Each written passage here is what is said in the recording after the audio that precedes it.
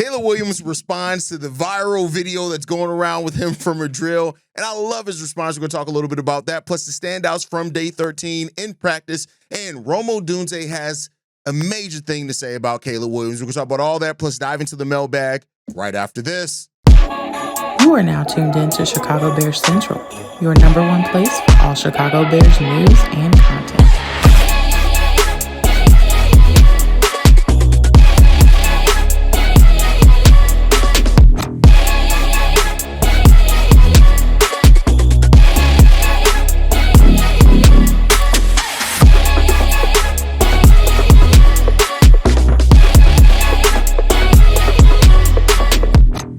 What's going on, Bears fans? Welcome to another episode of Chicago Bears Central, your number one spot for everything Chicago Bears related. I'm the host, Darrell Hayes, but more importantly, you guys can follow the channel at Chi Bears Central on every social media platform we happen to be on. With that said, let's go and get into this content for today, y'all. And Caleb Williams finally responded to the video that went on that came out with him in a drill. And I love his response to it. Like, it really blew out of proportion. But since we did cover the kind of reaction to it from Colin Cowherd and others, we don't cover Caleb Williams' response to that. He said this: it's a quick delivery drill. So you catch it. You're not trying to get the laces or anything. It's not like you're going through reads. It's just catch, deliver, and try to deliver to the bottom left corner. We're trying to aim as if it's a screen. It's a completion between us. So how fast you get it out, how accurate you get it out, it's just so happened that they blew that one up, not any other ones. And that's really what we said before when it came down to it, right? Caleb also,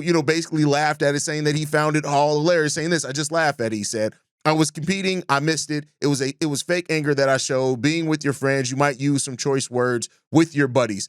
The thing that I understand about this is that Caleb Williams is going to be under a lot of scrutiny, a lot of lights, and that's from Bears fans, much less the national media, right? You bring in Ben Johnson, you get the weapons that you have here, you improve the offensive line, and like we talked about it before, that's going to put more of a spotlight on what Caleb does or does not do in next season. It comes with the territory. All of this comes with the territory. Is it a little bit more unbalanced at times? Absolutely. But that also is one thing that comes with the territory. You're not going to avoid that. And Caleb is dealing with this, and I love the way he deals with it in stride. Like I said yesterday, even when we talked about Colin Cowherd's aspect of it, it comes down to, what does Caleb do on the football field? That's it. That's the end all be all. That's going to silence any and all doubters. What you do on the football, well, let me not say any and all doubters, because there's going to be some that if Caleb Williams even does have a big season, they're going to say, well, anybody could have had a big season with Ben Johnson and the weapons and the offensive line that we had. How good do we really know Caleb is? Best believe that is coming. If Caleb Williams has a big season this year, you just prepare yourselves. The Caleb Williams doubters are going to be like, yeah, any quarterback could have did it with this lineup. Tyson Bagent could have put up those same numbers. It's going to happen, and it is what it is. You know what? I actually have to, and this is going to be a little bit petty for me, but I actually think some of the more radical dumbass fans, and the reason why I say that is because those are the guys like fair Bears fans and rational thinkers don't always feel the need to say stuff, right? They just like, oh, okay, cool. They may reach out in the voicemail. They may put one comment in it, but oh my God, do the haters and all the people with the dog face profiles that are on YouTube, oh my, they feel like they got to comment on every video. They got to comment on everybody else's comment that says anything positive. And that really does just help the algorithm. So I actually am thankful to a degree that Caleb Williams is so polarizing for some people, because at that point, you got to look at the people like you're helping the channel grow. So that's why I used to look at people and just be like, you're stupid. Now, I mean, I still look at you like you're stupid, but you're helping Chicago Bears Central grow, which is putting money in C-Dub's pocket. So there you go on that one. Thank you for you guys, especially the people with the profile pics of dogs. I always say the reason why they have their profile pics being dogs, because they know they're bitches internally, so they put the dogs as the profile picture. But nonetheless, I love it. It is what it is. The discourse is good for business.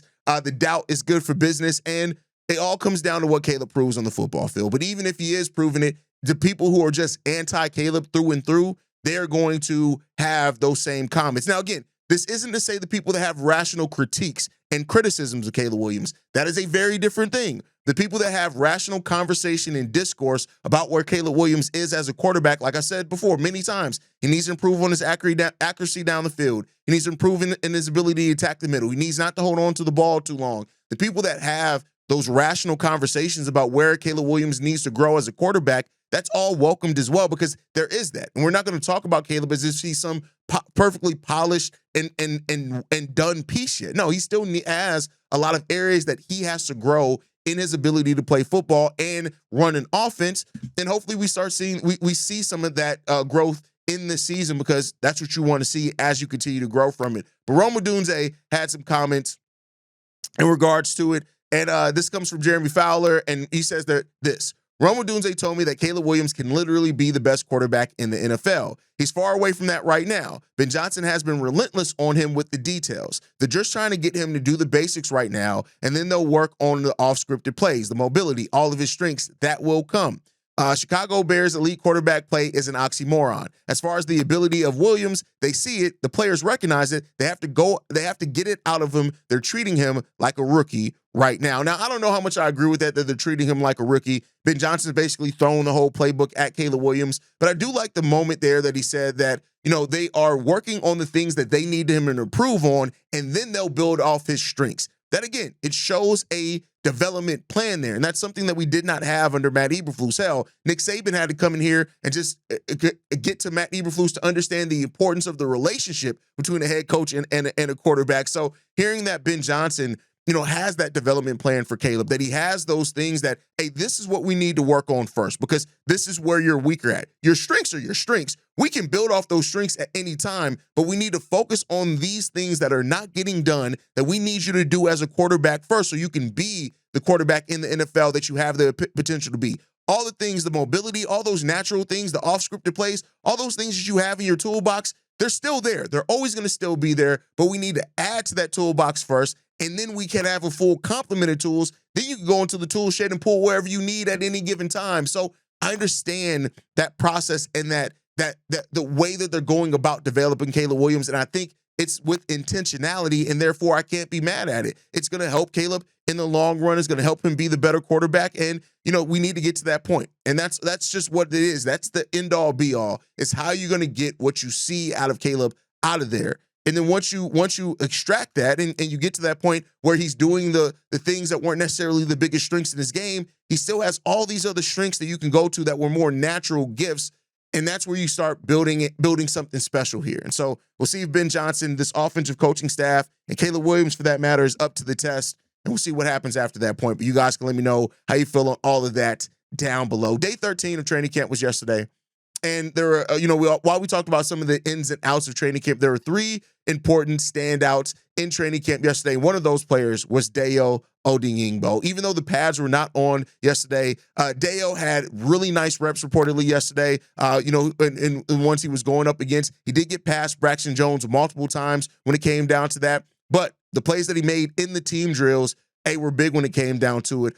One of those plays that he got penetration on still ended up in a big gain from DeAndre Swift, but it's really good to see that one of the free agents that the Bears spent money on, and while it's not a lot of money in this first year, it's a lot in the second year, it's starting to now get that notoriety, because there were some questions, and questions were popping up like, hey, we really haven't heard anything about Booker, Daniel Hardy, or Dayo Odeyingbo so far in this training camp period. Should we be more concerned about the production out on the edge?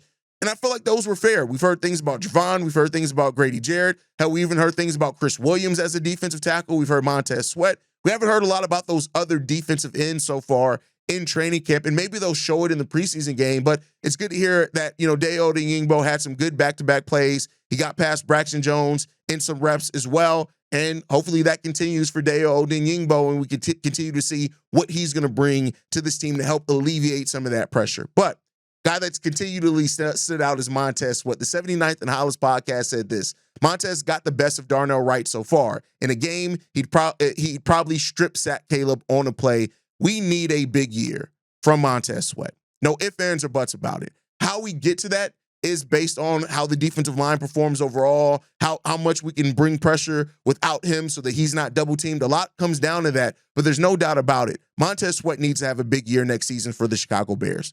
period. And whatever that big season looks like, that's what we need from Montes Sweat. And I think Montez understands the importance of that as well. He's talked about his health. It's being locked in. It's much better when it comes down to it. And we just need to see that constant pressure with Montez Sweat. You need to see Montez wreak havoc. That's what he needs to be. A big part of the scheming here and using the defensive backs creatively and stuff is about getting pressure from Montez Sweat. And overall, the defensive line. It's a huge, important part in how this defensive system is going to work as a whole. And so Montez Sweat is a big part of that. It's good to hear that Montez also stood out yesterday in practice. Ben Johnson as well.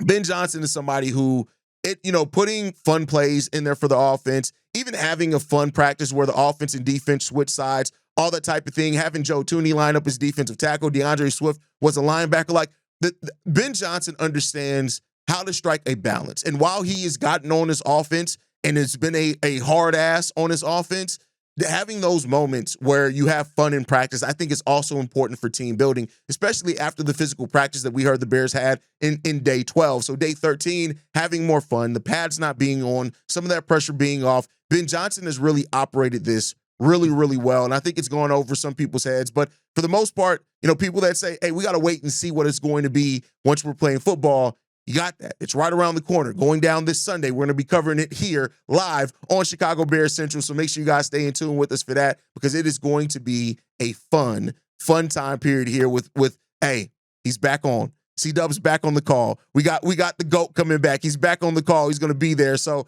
can't wait to see it. Can't wait to see how the Bears perform in it. It's going to be fun. Sunday going down, 1 p.m. Eastern, 12 noon Chicago time. Let's go out there and have some fun, y'all. With that said, it is Friday. That means it is mailbag day for me. Let's get into these voicemails, man. This one's from Ant. What up, Hayes? This is your boy, Ant the Big Homie. I'm just calling in because I wanted to make a couple of assessments. Been a long time Bears fan ever since, I want to say 89, 90, when I can first recognize the fandom inside my soul. But no, honestly though, I want to talk about how excited I am. We finally have offense that, think about it. Ben Johnson, he gambles. He likes to attack. We have an attacking offense now, and now we have an attacking defense. We have aggressiveness on both sides of the ball for the first time, and I can probably since Ditka, I want to say, we have never had this. And for it to resonate now in today's time, this is a new era, brother. This is a new era for a Chicago Bears fan. Attacking offense and attacking defense. None of that pussyfooting stuff. None of that playing scared. None of that getting hit and afraid to, hit back. None of that. Like last year, they were just running it up down our throats, so we wasn't physical enough at the line of attack. Brother, this team is destined to do something great. I don't know what it is. I don't know how long it's going to take, but we are destined to do something great. Much love always. Much support always. Chicago up. Bear down. Excited for the Bears' aggressiveness in offense, and I'm right there with you, right?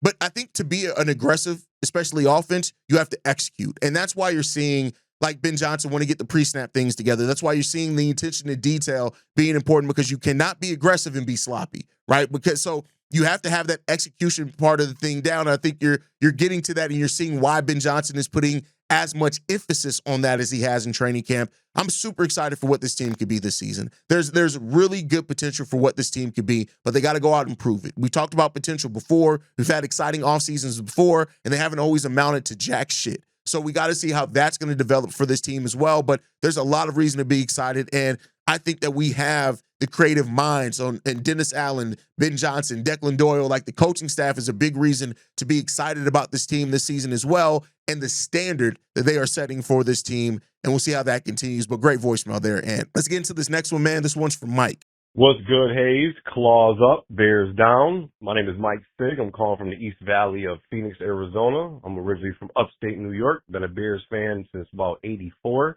I follow you guys very faithfully. You guys bring the content and bring the news that we definitely need every single day, and you do it the way that I actually need to hear it. So I'm calling in about the Micah Parsons trade. I'm definitely on board trading for him. I would give up anything that they would possibly want. 2 first rounders, 1 this year, 1 next year, 3rd rounder. I'll throw in Cole Kmet. I'll throw in Swift. And also, I'll throw in Braxton Jones. However they want to go ahead and work it. We also have Noah Sewell we can go ahead and throw in there. We have the pieces that we can move. I feel like adding Micah to our defense is really going to open it up. We got Montez. That's going to turn Montez into a 15-sack person a year. On top of Micah getting 15 sacks, our defensive line right now, I really feel that we have a lot of promise. We have Jarrett really teaching the young guys. You see Dexter looking really good right now. Our linebacking core is solid. I feel like our DBs is going to be the top 3 in the league.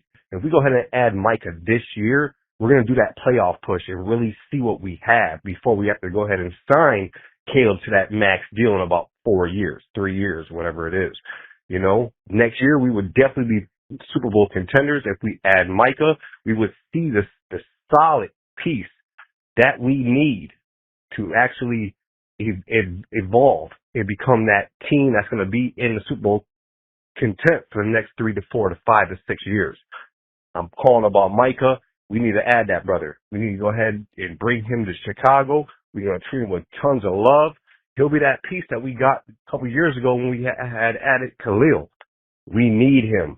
I feel like he's that Chicago Bear piece that we've been missing for years. He's going to open up the defense and allow Brisker, allow everybody to roam, and really, we're really going to see how that Greg Allen's defense can actually be. Add Micah Parsons. I'm with it 100. Hayes, claws up, Bears down. This is Mike Sig. I'm out. We'll support that claws up bullshit here. No offense to you. Claws up, bear down. We don't do that. We don't do that. It's just bear down. Maybe that's the old man in me, but it's just bear down. We don't support that claws up stuff. But with that said, listen, I doubt that the Bears trade for Micah Parsons. Now, I would love for it to, because everything that you said is spot on. They would have to give up quite a bit to get Micah Parsons, but if you do make that trade for Micah Parsons, to me, that indicates you are now gunning to win the NFC. Not just the NFC North, you are gunning to win the NFC. That's what that move would signify to me. That's the level of move getting Micah Parsons in here would be able to do. But I don't think the Bears are at the place where they're willing to give up the assets that's needed to get Micah Parsons. That's just my personal opinion. But if I'm wrong, and the Bears are ready to push those chips in and go out and get a player like Micah Parsons and get him in a Bears jersey, and what that can do to freeing up a lot for this team on that defensive side of the ball, listen, the excitement that Bears fans should have if that move goes down is palpable. Now, again, I doubt that it's going to happen. I try to live in a world of reality, but weirder things have happened. And if Ryan Poles and this coaching staff sit down and they feel like getting Micah Parsons, this is the time to go in on that because of what it can do for them schematically, you do it. And we'll see what they do if they're willing to give it up. But I just want to temper expectations. I don't expect that move to happen, but if it does, best believe that is the Bears putting a stamp on they are making their move in the NFC, and they are trying to be true contenders in this league. We just got to see if it's going to happen. All right, let's get into the next voicemail, man. This one's from Xavier. What's going on, guys? This is Xavier calling in, man. I just want to speak on the physical practice that the Bears had. I think it's a great sign that they are being physical, man. We don't have the luxury to be a finesse team. And granted, with the coaching staff that we have, with how much Ben Johnson loves to run the football and the type of defensive coordinator Dennis Allen is, the defensive tenacity and the physicality of the offensive line is going to be major for us to have success this season. I mean, just hearing about them being that way in practice, man, that just made me happy, bro, because if you look at our schedule, we got within our own division, it's always physical. You know, the Vikings, they play pretty physical at the line. The Lions as well, even the Packers, man, they play pretty physical style of football. And, you know, we have the Ravens on the schedule. We got the Bengals on the schedule. We got the Steelers on the schedule. We got the Eagles on the schedule. So if we can be physical and keep that attribute, bro, we should be okay because we're gonna have to be physical. I feel like, especially defensively, because of the teams that I mentioned, a lot of them have high-powered offenses. So, a way to kind of calm those offenses down, you got to be physical with them, bro. So I feel like the physicality can only help us during the season, and maybe we can win some of those games against those teams by being more physical than they are. Hit them in the mouth, bro. We got to, because I feel like the offense is going to take a little bit of time because Ben Johnson does run a pretty complex offense, and we want to make sure that Caleb has a good grasp on it. But if the defense is out here hitting people in the mouth, bro, getting turnovers and making sure once their presence is felt on the field, we should be straight, bro. That could help us at least early in the season until where like they can work out the kinks on the offense. But man, let me know how y'all feel about that, man. Chicago up, bear down. You're spot on, man. Sometimes those close games comes down to who can get more physical on both sides of the ball. And that's just what it comes down to. I think being able to be physical and do it consistently is important for teams that are trying to learn to win and win consistently. And those close games, those games where you're coming down to the fourth quarter and you're down by 3 or you're up by 3 or you're tied and you're trying to get down to like physicality, aggressiveness, those are things that are a very big part in being able to win those close games, as well as execution. Of course, talent, that goes without saying. And so, the highlight on that is it's hugely important. It's hugely important. And so we'll see if this team can be that team, if they can do that consistently, they're going to win some of those close games. And hopefully that spiral we went on last year, things like that they go away, right? Not to say you're not going to go on losing streaks, not to say you're not going to lose some close games, but you're not seeing it at that level that the Chicago Bears, that is unacceptable. And so we'll see what happens with it, man. The physicality is important. It is a physical sport for a reason. And hopefully the Bears can match that physicality this season. And if they can, things are going to look up for the Bears. All right, let's get into this next voicemail, man. This one's from T.Y. Yo, CBC, this is T.Y. from the South Side. I ain't gonna lie, I got to clean up this message from the first one. But look, real quick, I feel like we should be patient for the offense. Like I said, I feel like we should be patient for the offense and stuff like that. It's practice. You know what I'm saying? Ben Johnson throwing like they were talking about the kitchen sink at the offense. He's trying to really figure out what they good at, what they not good at, and stuff like that. So by the time the regular season come by, I feel like they have a complete, at least for the most part, a complete playbook for Caleb. You know what I'm saying? It's all about Caleb's comfortability and all of that. You know what I'm saying?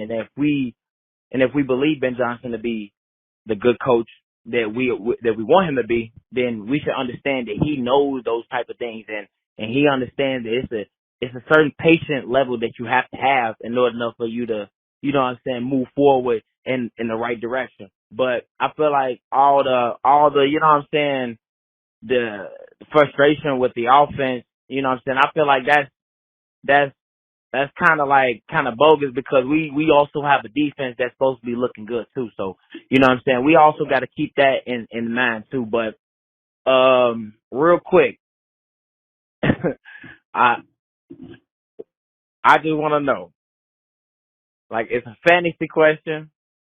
It really ain't going to happen. You know what I'm saying? But, what would you think would be a good trade? See,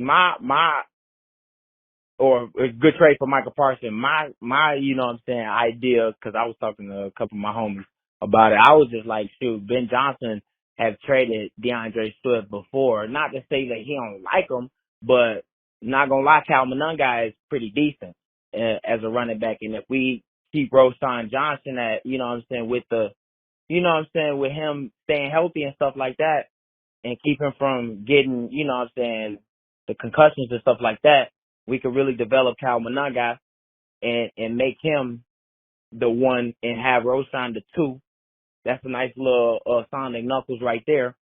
And we give them DeAndre Swift and Tyreek Stevenson. Not to say Tyreek Stevenson's bad or anything, but you know what I'm saying, he's a good player, good stock, and then also a first rounder with those two on top. You know what I'm saying? What you think? But for the most part, you know what I'm saying, I already understand it might not even happen, but y'all already know it's Chicago up, bear down. Damn.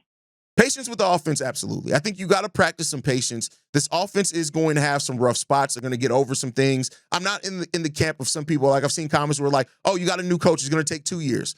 Some new coaches are fired in 2 or 3 years, right? So I don't think you necessarily have that aspect of it, and it may not take that long. It comes down to how talented this team is, how ready they are, and how the coaching staff has gotten them ready. As far as Kyle Monangai and Roschon Johnson, I do think that their skill sets, if you look at the skill sets of Kyle Monangai and Roschon, that's kind of prototypical of what you want as far as complementary styles in the running back room.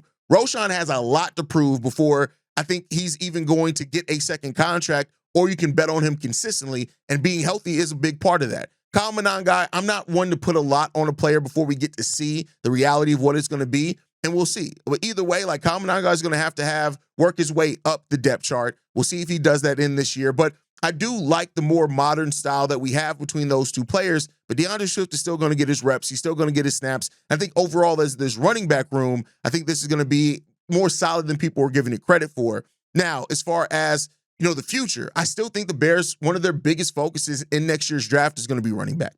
I just think that that's going to be the case. And we'll see, you know, how this running back room performs over this season. But I still think they're still going to be looking for every down running back.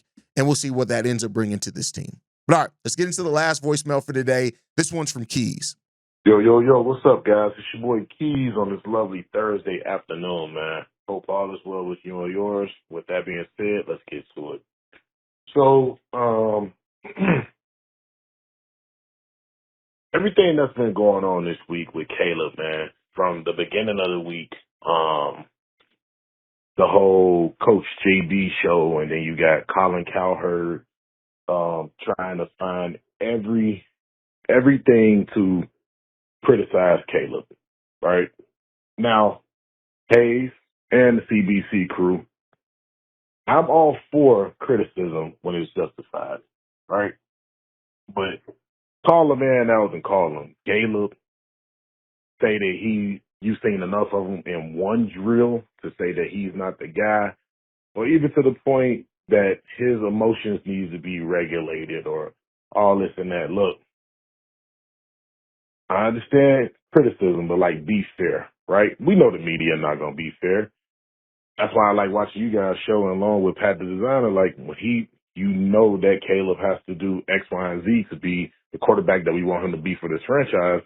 But like, don't come at the man personal things. And that really upset me this week. But then I had to calm myself down and say, you know what? This is all clickbait. This is what they want to do to draw people in, you know, get their ratings up, get their views up, and have these people on the same boat.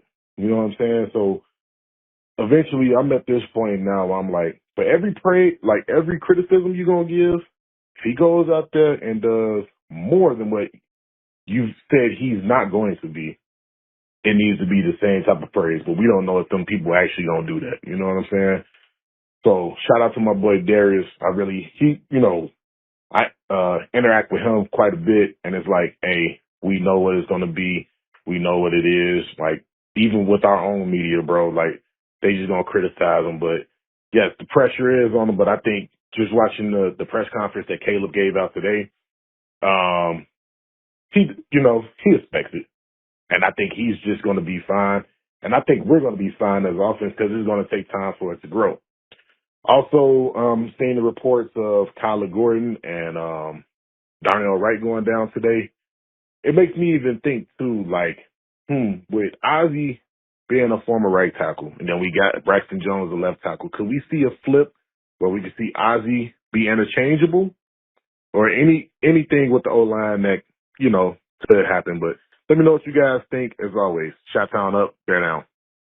Caleb is going to be picked apart by everyone. Getting Ben Johnson, improving the offensive line, getting the weapons, all those things, it's just going to put more of a spotlight on what Caleb does or does not do. It comes with the territory. Like I said at the opening of the show, it is what it is. I think you hit the nail on the head when you talked about clickbait, rage bait, whatever you want to call it. That's where the national media lives in, especially when it comes to the Chicago Bears, especially in a time where the Bears went out and got one of the most coveted coach over the last couple of years in Ben Johnson. So it comes with that. And they're just going to have to deal with that, and we'll see how it all shakes out when it's said and done. But, again, Caleb is dealing with it well. Now go out there and silence those doubters on the football field. As far as Ozzie Trapillo, if Ozzie does not win the starting left tackle position, I do expect to see him on both sides. Like he'll go between left and right tackle. He'll be that first tackle coming off the bench, and that may be really good for him to do in this first year as a rookie. And then, maybe he'll start that second year. But I still think Ozzie has a really good chance to start this year. We just got to see how it's all going to shake out. But great voicemail. Thank you guys all for leaving voicemails. Make sure you guys are following us at Chi Bears Central. You can send us any feedback, questions, comments, concerns. ChicagoBearsCentral@gmail.com. Lastly, if you want to leave a text message and our voicemail for the mailbag, the number to do so, 773-242-9336. We are the number one spot for everything Chicago Bears related, but that is thanks to you, lovely and beautiful people. And like I like to end every episode on, go Bulls. Love you guys. See red if you can, y'all. Peace. This has been a presentation of the Break Media.